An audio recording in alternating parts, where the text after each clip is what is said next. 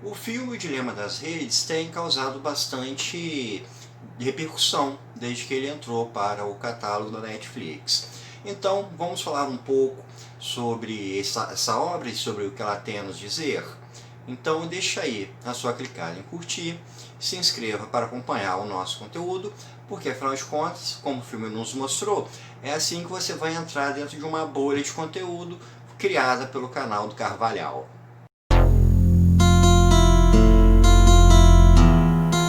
O Dilema das Redes traz uma discussão que ela é extremamente necessária nos tempos atuais.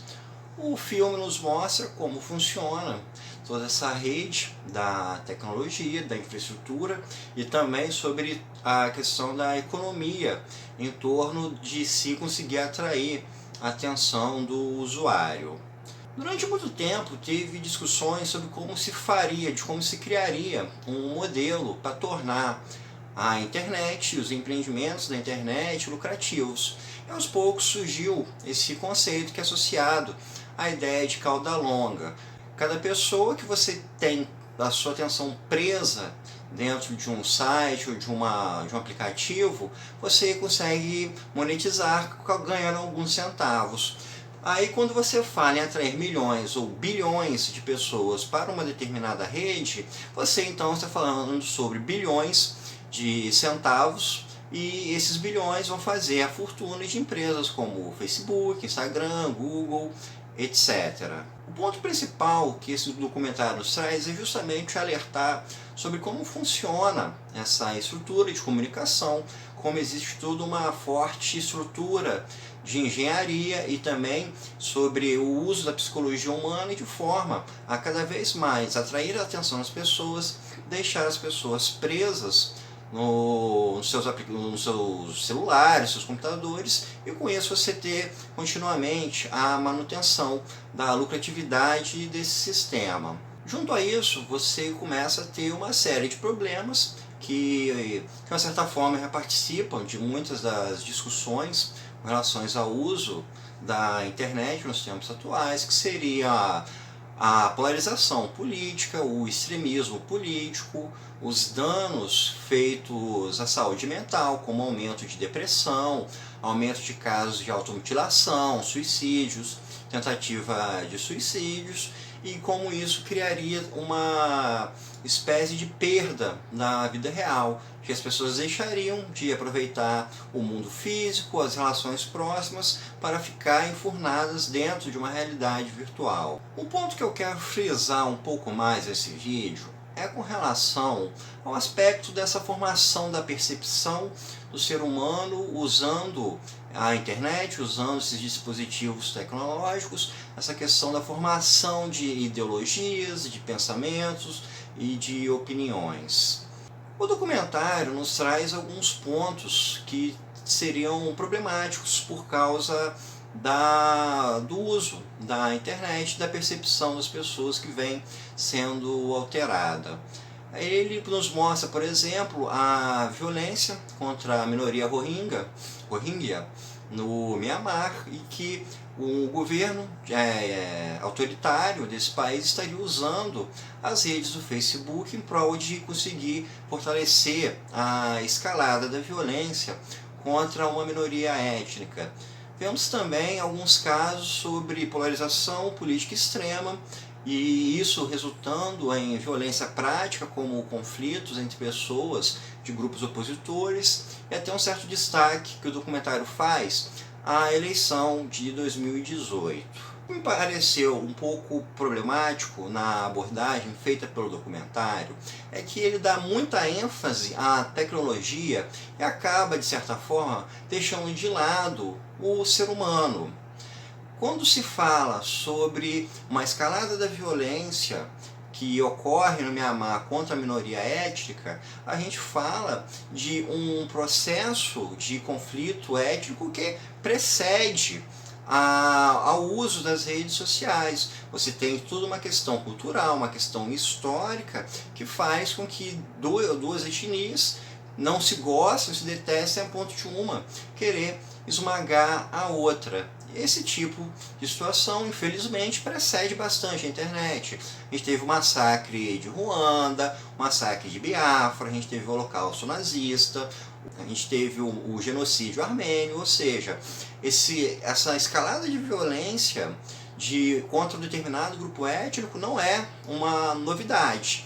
Talvez ela seja potencializada pelo uso das ferramentas de comunicação, da mesma forma como Hitler se valeu muito do rádio e do cinema para conseguir atrair a população alemã para o seu lado.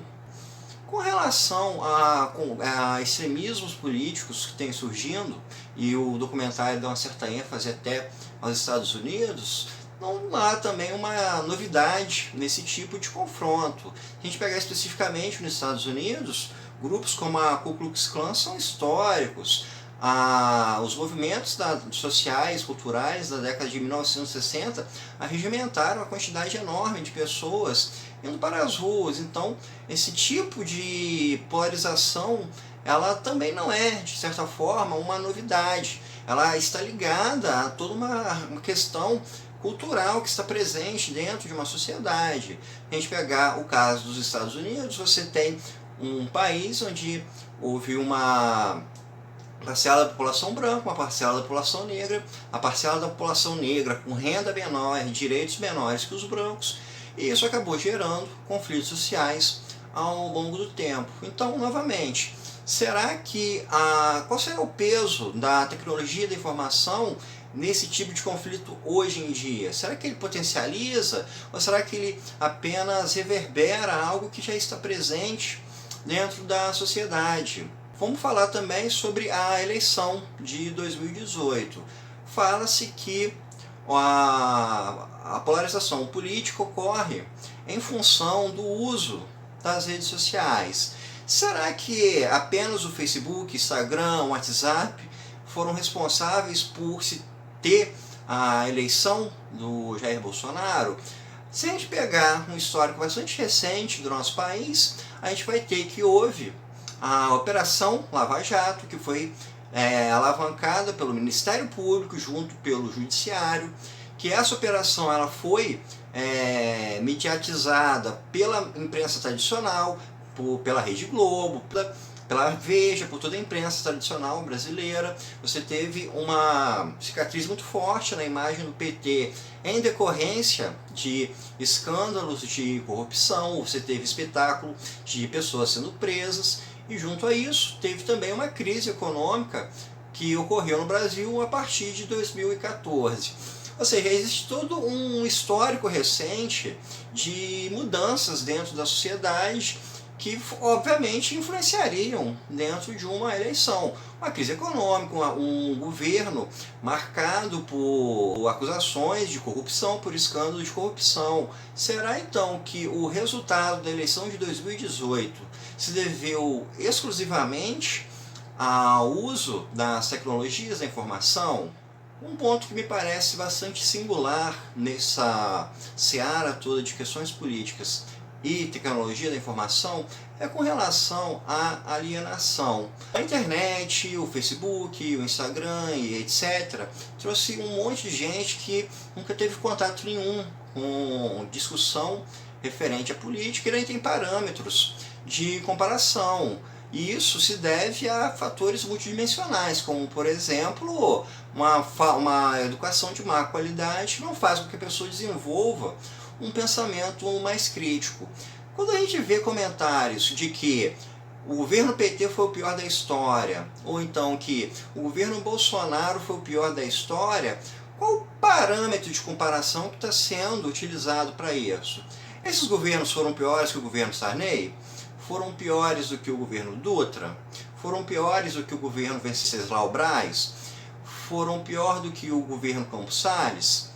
Não existe parâmetro de comparação para isso. Por quê?